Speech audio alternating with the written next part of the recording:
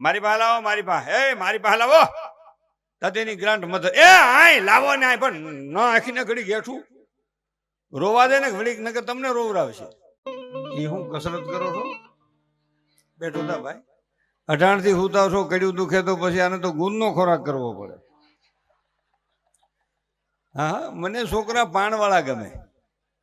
આમ કજિયાળા છોકરા હોય, નાના હોય, બાંધતા હોય ને મને ગમે. હા, વાગું વળીને હુતું હોય. કેનો પડી ગયો? પણ એમ કહેવાય ને, કયો ફોન હતો ભાઈ? ફોન પડી ગયો છે, ખ્યાલ બીજે રહી ગયો છે ને ફોન પડી ગયો છે. અને અહીં તો જેને મળ્યો છે આપી જ દે, લ્યો મળી ગયો. સારું છે છોકરા ભેગા રહીએ છીએ. સારું ગાણી થઈ જાઓ. માણા બધું ભૂલી જાય, ફોન ન ભૂલે. ફોન ન ભૂલે અને એનું તાળું મારતા ન ભૂલે. તાળું શું કામ મારે છે ખબર પડતી નથી. એમાં ક્યાંક હેંઘીરું છે એટલે તાળું મારે. એટલે બેનું બેઠા મને એક વાત યાદ આવી, આવે જ પણ મારે થોડીક વાત સંત ભોજા ભગતની કરવી છે. હાવલિયા હાખમાં જન્મેલો ને જલારામનો ગુરુ. દરેક સમાજમાં મહાપુરુષો થયા છે. બેનો હવે કોઈ ઉભા થતા નહીં, ભલે ઠેલા લઈને ગયા જવા દો. હવે ઉભા થવાનું તો મનસુખ વસોયાના હમ છે. થોડોક અવાજ ઓછો કરજો. વાતો કરવા હાટું હું મોટી ખીલવડીથી આવ્યો છું. હવે મારે વાત સત્સંગની, ભક્તિની, એની સાથે હાસ્ય કરવું છે. દરેક સમાજમાં મહાપુરુષો થયા છે, સુરવીરો થયા છે, દાતારો થયા છે. આ સરહદના સીમાડા હાસવીન જે સૈનિકો છે ને, એમાં કોઈ જ્ઞાતિ જાતિ નથી, ભારત માતાના સંતાનો છે. તમારા મારા હાટું જીવે છે, તમારા મારા હાટું જીવને ફના કરે છે. આમ ને બંદૂકના દાંડવાલીને ઉભા હોય, આમ -ડિગ્રીમાં પણ આ દેશનું રક્ષણ કરે છે. એવા સપૂતોને એકવાર જોરદાર તાળીઓના ગગડાથી વધારે. ઈથીને વિશેષ એના મા બાપને વંદન છે. એકનો એક છોકરો હોય છતાંય સરહદ માથે મૂકે. એકનો એક છોકરો હોય છતાંય સરહદ માથે મૂકે કે રાષ્ટ્ર માટે અમારું સંતાન ફના થઈ જાય તો અમને ગૌરવ છે. એવા મા બાપને પણ જોરદાર તાળીઓના ગગડાથી વધારે. ત્યાં કોઈ જ્ઞાતિ નથી કે આ જ જ્ઞાતિ હોય, ત્યાં બધા છે, પણ એ બધા ભારત માતાના સંતાન છે. એટલે એ બહુ વાત વિચાર. હવે અટાણે આપણે છોકરું એક, મુનો મમ્મી ને પપ્પા, ટૂંકું હોય ભાઈ. આ તડકો પડે છે ને તો બેનું બહાર નો કાઢે. ન જા બેટા, બહાર ન જા, જો હીટ પકડી ગયેલું વાતાવરણ છે, જો નહીં જા બેટા, નહીં જા. હવે એવું કુણું બોલે છોકરું બારું ક્યાં નીકળે? ટાઈટ પડે તો એમ કે જો બેટા ઠંડી છે, -ડિગ્રી છે, નહીં જા બેટા, જો નહીં જા બારા.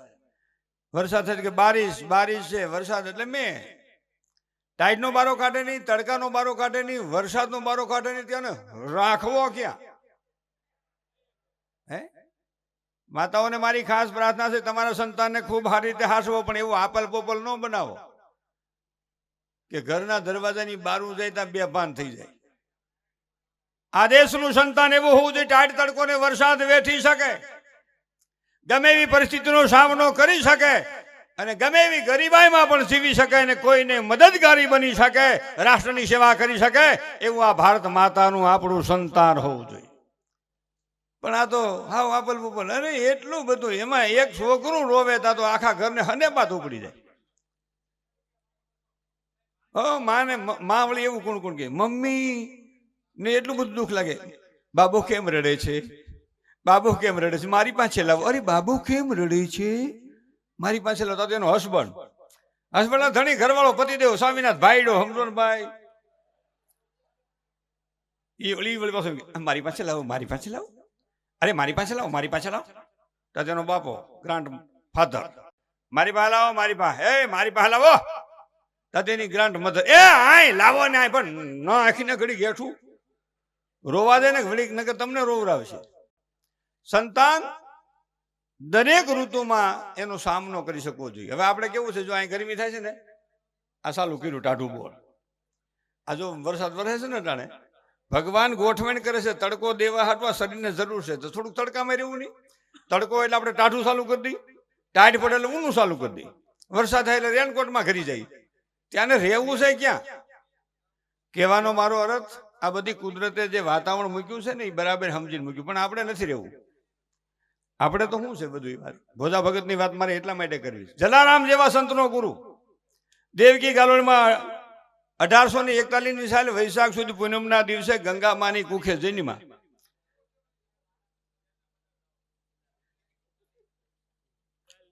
આ પૈસા છે ને દુનિયામાં હક લેવાનો.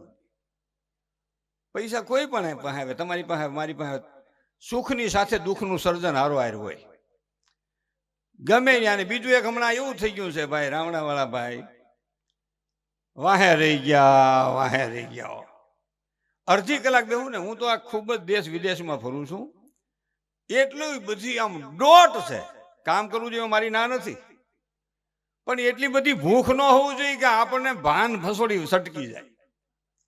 એટલું બધું માણાના મગજમાં થઈ ગયું છે, વાહે રહી ગયા.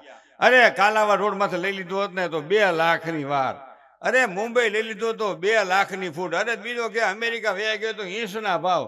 એક જણો વાહેથી ઉભો થઈને કે એ ભાઈ 2 વર્ષ પહેલા જન્મ હોત ને તો હરાદમાંથી નીકળી ગયા હોત. અહીંથી શું લઈ જવાનું છે?